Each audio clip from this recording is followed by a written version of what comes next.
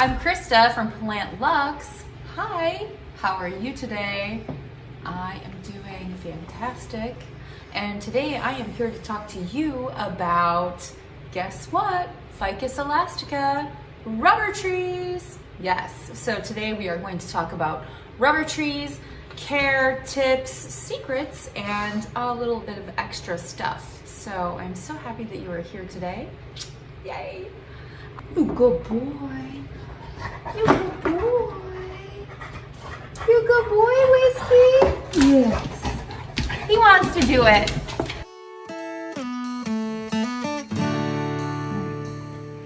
So guys, this is my Ficus Elastica or rubber tree.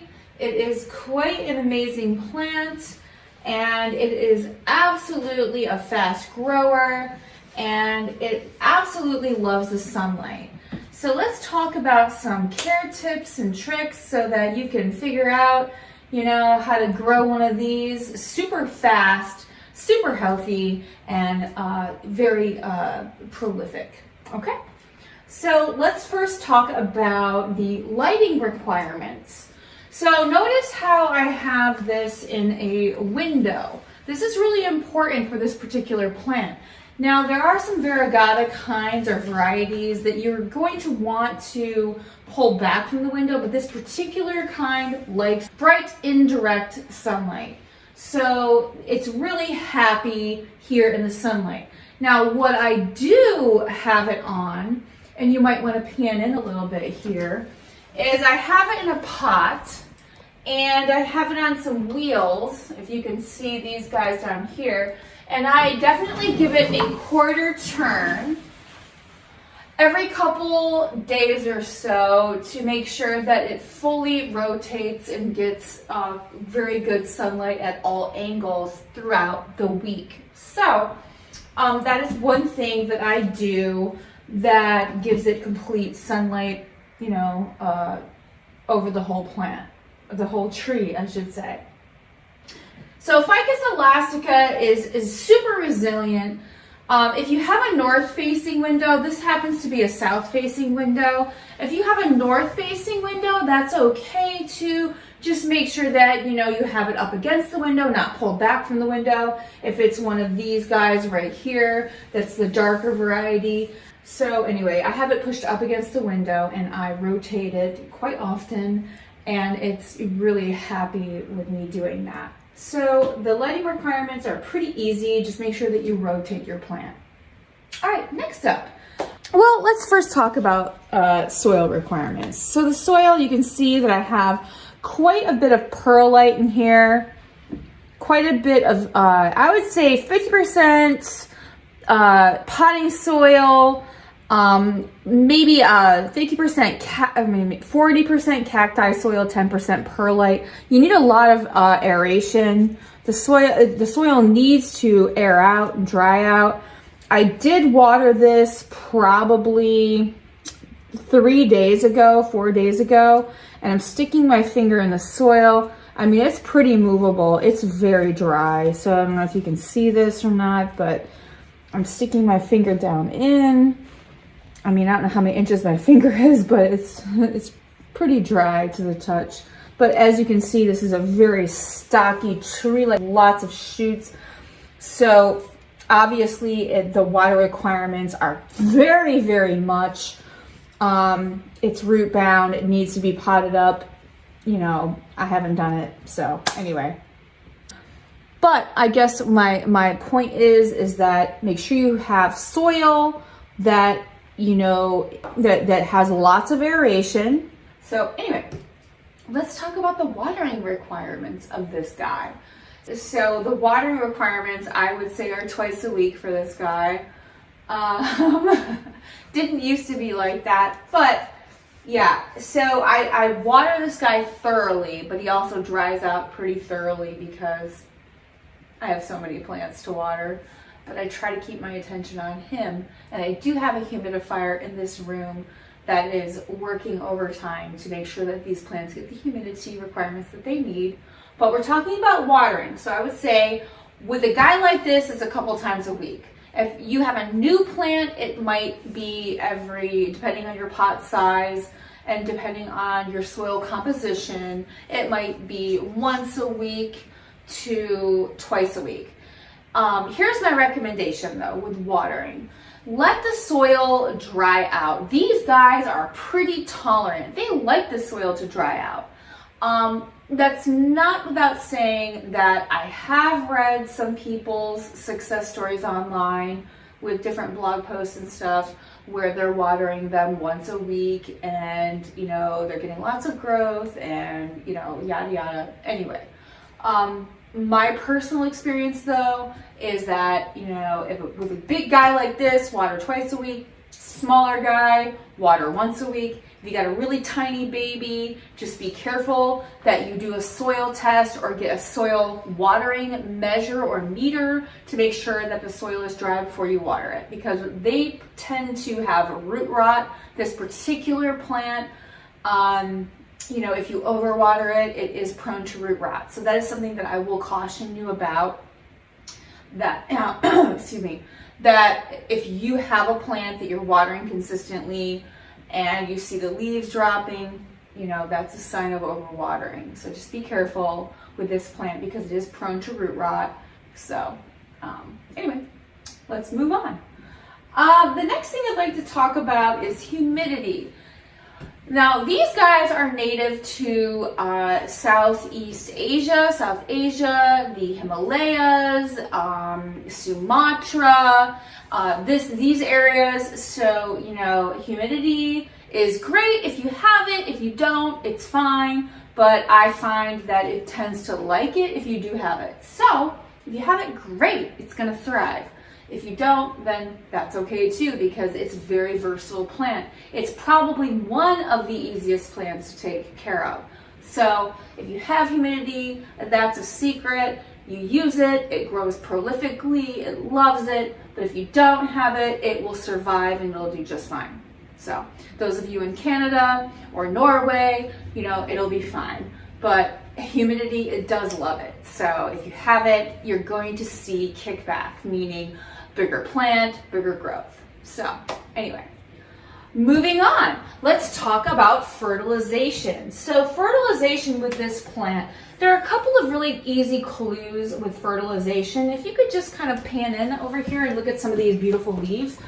So really good fertilization leads to great coloration of the leaves, really beautiful thick leaf structure, big, beautiful new leaves. These are all brand new this season.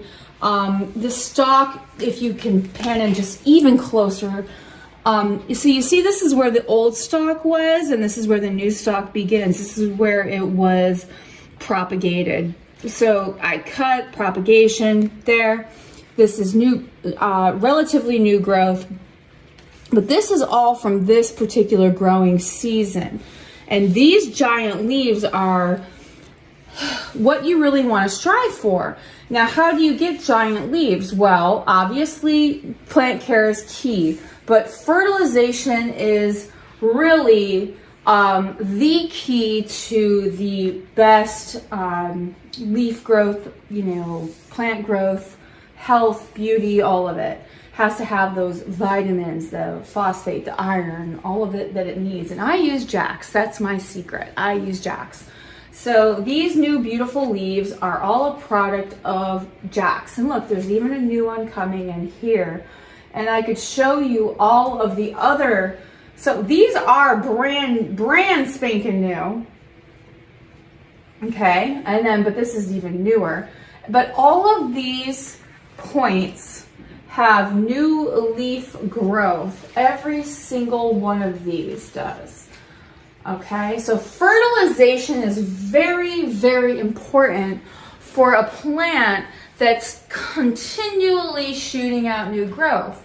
You know, it's going through a growing spurt. We need vitamins when we're growing. Plants need vitamins when they're growing. Jax is an incredible source of vitamins. Granted, it's a synthetic, but it's what I found that's most helpful for me and, you know, in my plant care regimen. So Jax is producing lots of beauty here. Okay, So fertilization, I would say a diluted 1/4 teaspoon per gallon of water. I use 1/4 teaspoon of Jax per gallon of water every time I water my plant. So this rubber tree, Ficus Elastica, is getting Jax every single time I water it. Now, that's not without saying that if you're using other organic fertilizers like worm castings and fish emulsion and other sorts of things like that, totally fine, absolutely applaud it. I don't happen to use those. I use Jax, so I'm just showing you the product of, you know, this particular fertilizer. Here's the result. So I haven't used fish emulsion or other organics in the past, so I can't really speak to those, but I know there are other YouTubers that do use them and they're very successful. So anyway, moving on. The next thing I would like to talk about is propagation. So when you're propagating this plant, you are best to take a stalk of it. So if you can pan in, I'm going to show you a couple of points of propagation. You can see here where it was cut, and this is adventitious growth on the side here. Back here where it was cut, adventitious growth comes out the side. You know, and you can kind of figure out that from there, that's what happens. This was propagated twice, cut here and here,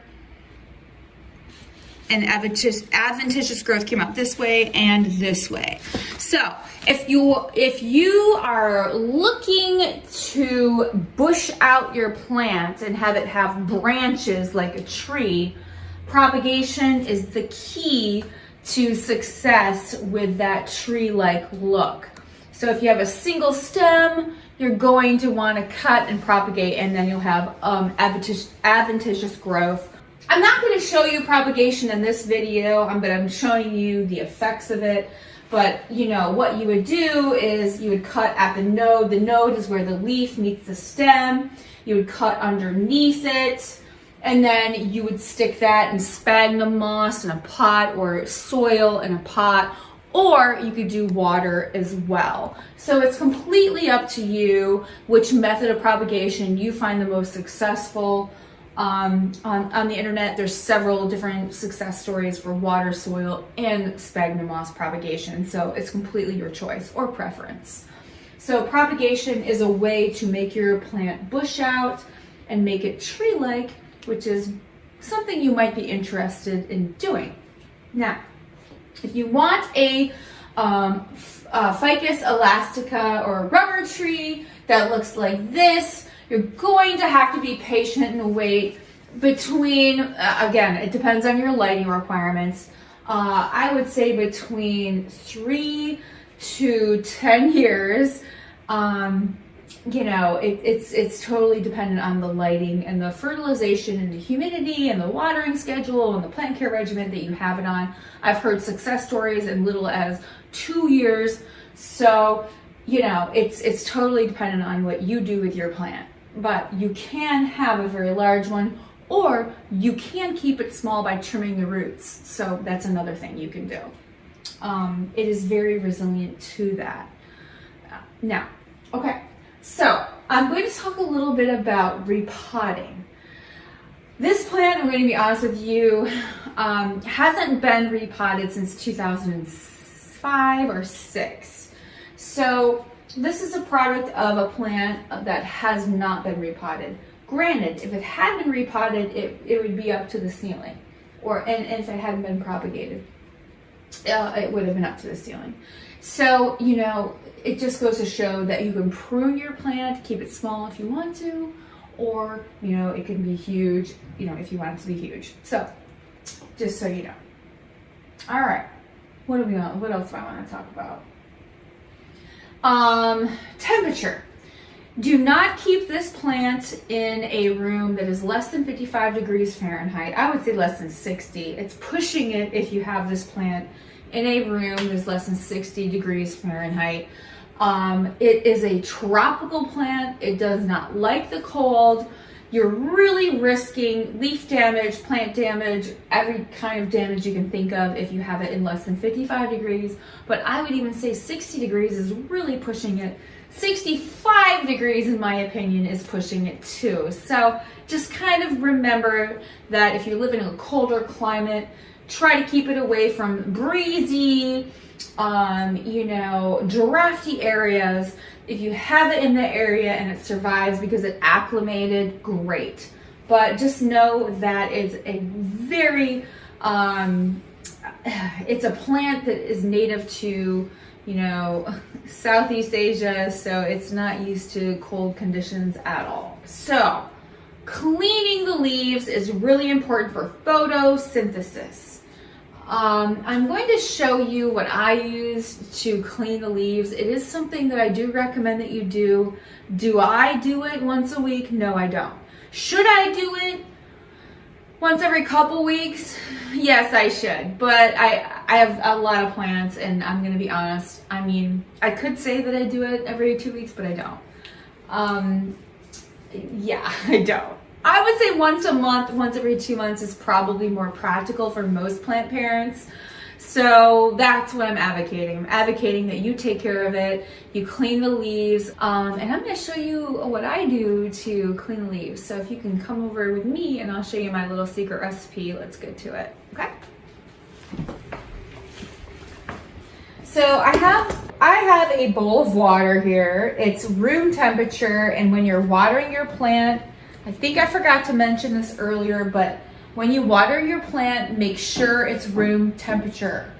It's really important for this particular plant. Shocking the roots with cold water is not a good idea. Whenever I water my plant, I make sure it has room temperature water. I fill up the bucket and I put the jacks in it, I let it sit, and then I water it the next day. So just so you know, that's kind of like the real truth behind what I do.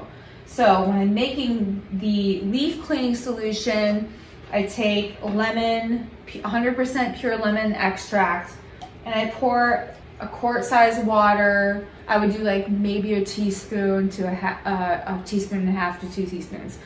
Now neem oil extract, you really just need a teeny tiny bit. I just use a little drop. I would say in a quart size, it would equate to 1/16 of a teaspoon, to be specific. Then I just take some, those kind of paper towels that are like rags. You get them wet and they don't fall apart. Use those. Don't use the kind that leave like the filmy stuff behind. All right, and then I just mix it in there. A paper towel that doesn't disintegrate. I squeeze it. And I honestly do this with a couple of them and I set them aside. That way I'm locked and loaded when I go over to my plant. I mix it by hand and then I squeeze it.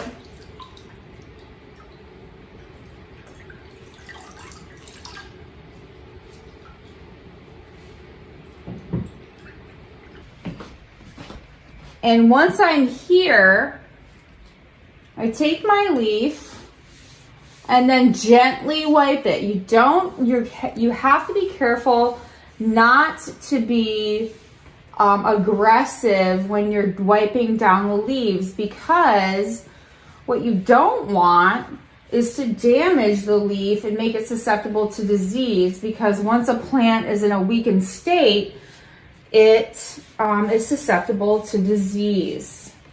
So obviously this is a huge plant. So there's a lot of leaf wiping. Let me tell you, you take it section by section. It's plant maintenance. So, you might get this side today, let's say for example, and then maybe a week later you rotate it and then you do the next side. Plant care should be, something that is enjoyable and therapeutic for you and not a chore. So that's my recommendation, is to make it be something that you look forward to and not something that's chore-like. That's my recommendation.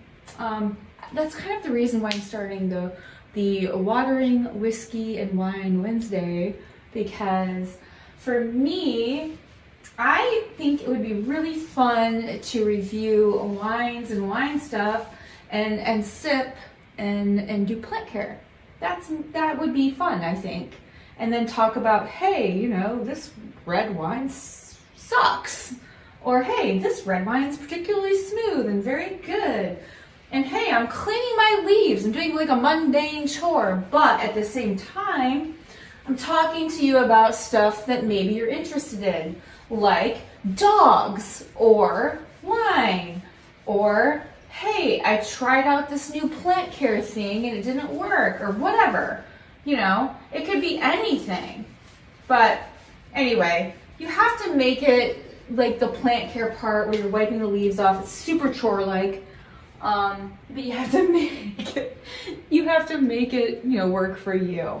So that way you look forward to it and it's like not really a chore, but it's like, oh, yay, it's Wednesday. I'm going to do the wine thing and I'm going to watch Plant Looks, talk about wine, and I'm going to take care of my plants. And then you have me playing in the background, you know? I don't know. It could work. It could be a good thing, right? So anyway, so this is what I would recommend that you do.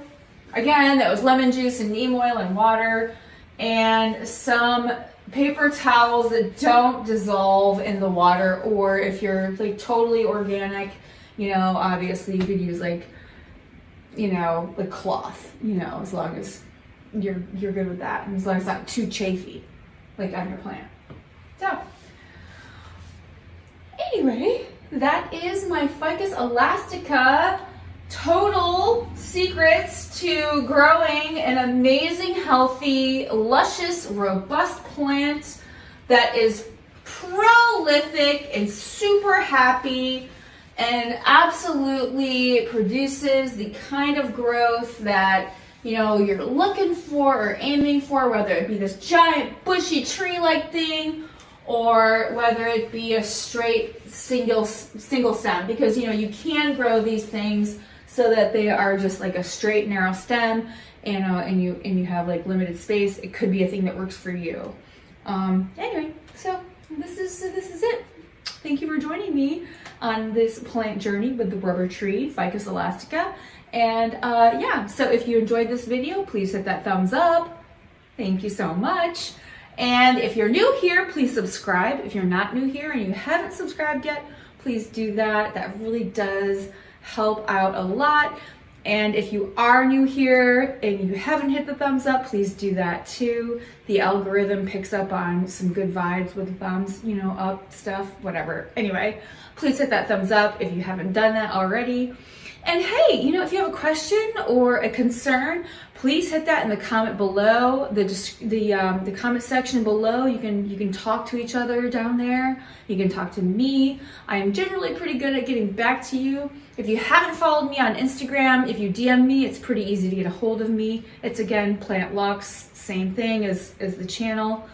Yeah, and again, let me know what you think about my idea of like watering wine and whiskey Wednesday. Remember, whiskey's my dog, so it'd be dog stuff, wine stuff, plant stuff. Anyway, maybe even outfits. I don't know. All right, so hey, tune in next time for the, you know, next video, and I look forward to seeing you guys again back here soon. Hey, so join us on Wine, Whiskey, and Wednesday because this crazy dog wants his own channel. Yeah, you crazy nut. You want your own channel, you weirdo. Say bye, Whiskey. Say bye.